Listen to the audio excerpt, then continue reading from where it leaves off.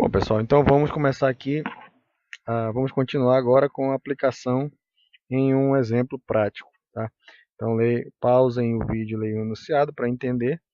E basicamente o que nós vamos fazer é encontrar as reações nesses apoios, para em seguida desenhar os diagramas de momento fletor e esforço cortante.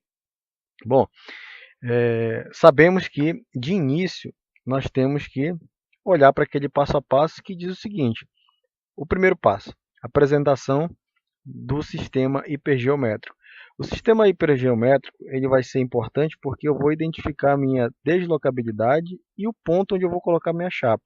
A gente sabe que a chapa ou a deslocabilidade ela vai ser identificada nos apoios intermediários. Esses apoios da extremidade eu não preciso colocar a minha chapa, só apoios intermediários, certo?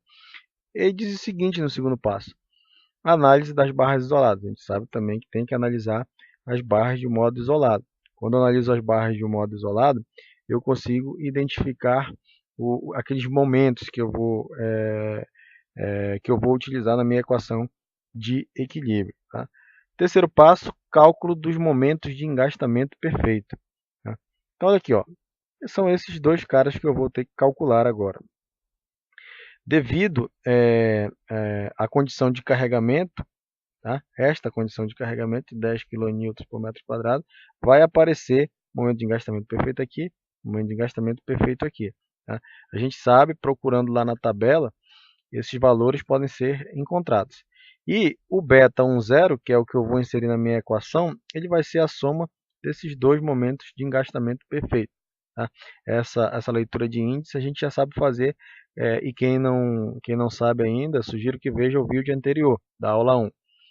Olha só, beta 10, por fim, vai ser menos QL ao quadrado dividido por 8.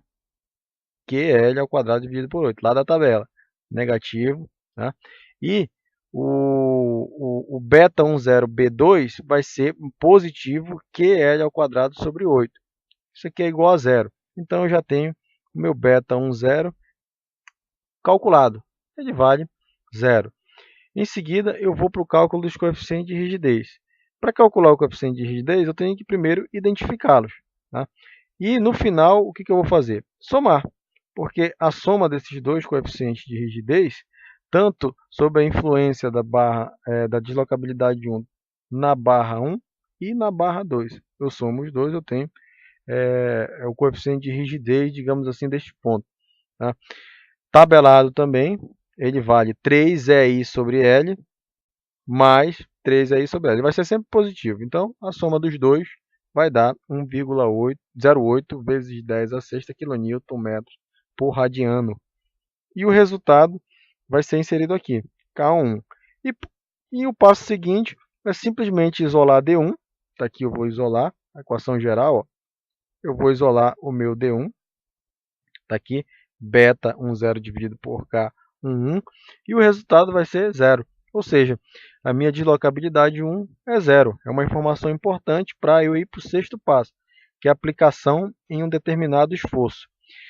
Olha, eu vou olhar um momento primeiramente. Eu vou calcular o momento num ponto específico. Para ser mais exato, esse ponto central aqui. Ó. Eu vou calcular o momento neste ponto. Tá? O momento no ponto B. Está aqui. Ó. Eu usei aquela fórmula, já trouxe para os meus índices. Então, o que eu vou fazer? Eu vou identificar, ainda na questão da barra isolada, eu vou identificar. Está aqui. Ó. É esse cara que eu quero calcular. E aqui é o seguinte, pessoal. Eu olhei a estrutura principal e fiz uma seção aqui em B. Quando eu faço uma seção, a gente aprende lá da isostática, que se eu pegar a estrutura do lado esquerdo, vai aparecer o momento, né, neste lado, nessa seção.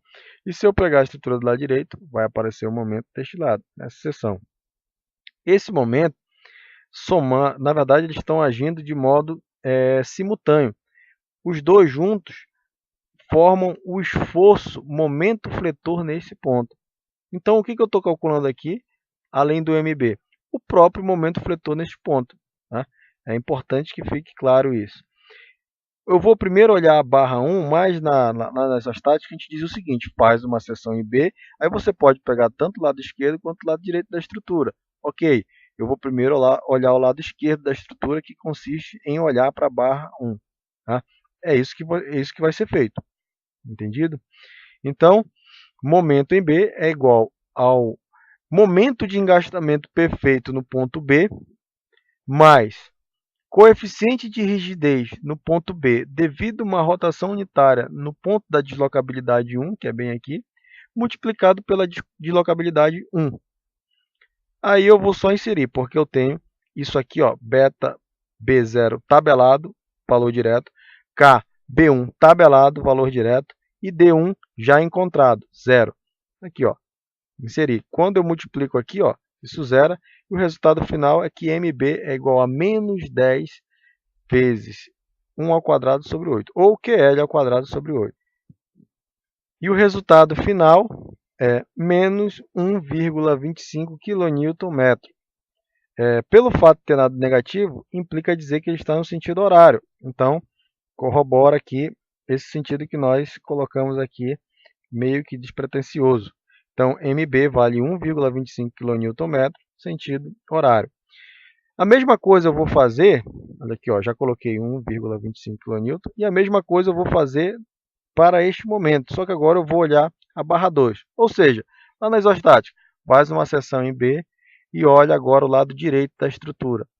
O princípio do método das seções diz o seguinte, se a estrutura toda tem que estar em equilíbrio, partes dela também estarão em equilíbrio. Só que quando eu faço a seção, eu identifico os esforços. Então, vamos lá. O momento em B é igual à mesma definição utilizada na barra 1. O que chegamos à conclusão que MB é igual a positivo, por causa da tabela. Vocês vão ver lá na tabela do professor Zumaeta que esse MB aqui, devido a essas condições de contorno e carregamento, ele vale QL ao quadrado sobre 8 positivo. E o resultado é 1,25 kNm, sentido anti-horário, porque é positivo. Está aqui, anti-horário. Tá? Isso foi importante para eu definir esses dois esforços aqui. Ainda analisando seções separadas, eu posso fazer o seguinte, ó, calcular VA, reação vertical em A. Só que agora eu vou olhar essa estrutura aqui, ó, essa estrutura que consiste basicamente da barra 1. E o que eu vou fazer? Somatório de momentos no ponto B igual a 0. Por que eu peguei o ponto B? Porque aqui eu elimino o efeito do esforço cortante, que eu não sei, mas que está agindo bem aqui nessa seção, ou para cima ou para baixo, certo? Então, coloco o meu ponto bem aqui e faço o somatório de momentos. Vamos lá.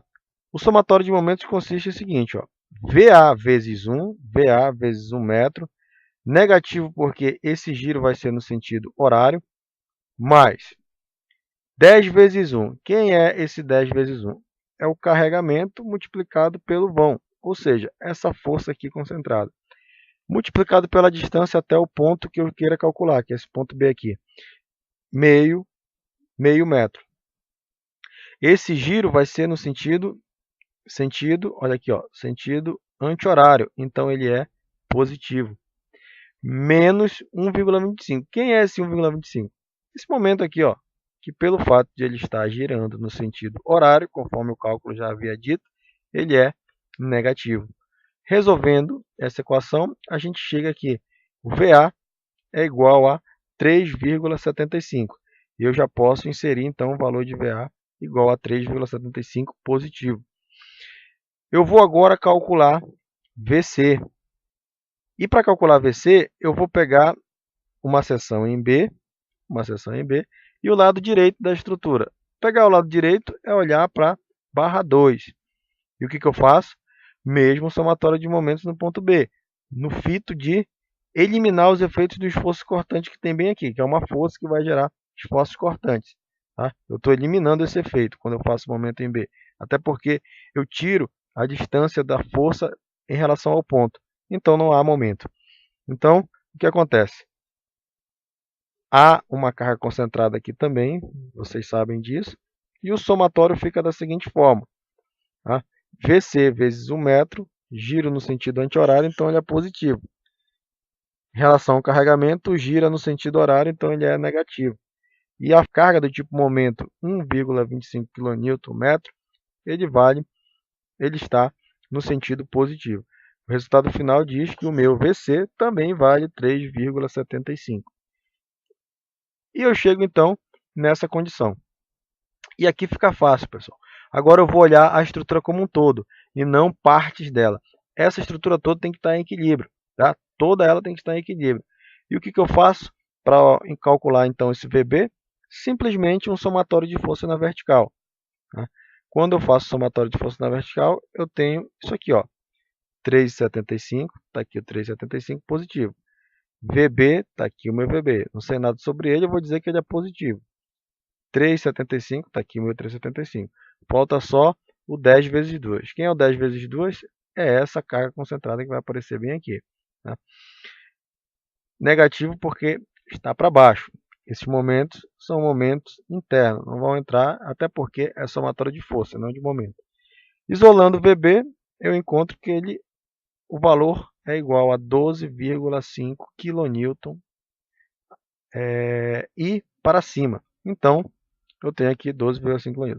Com todas as reações calculadas, o passo seguinte é a obtenção das equações do espaço externo e traçado do diagrama que nós vamos ver em uma outra videoaula. Beleza?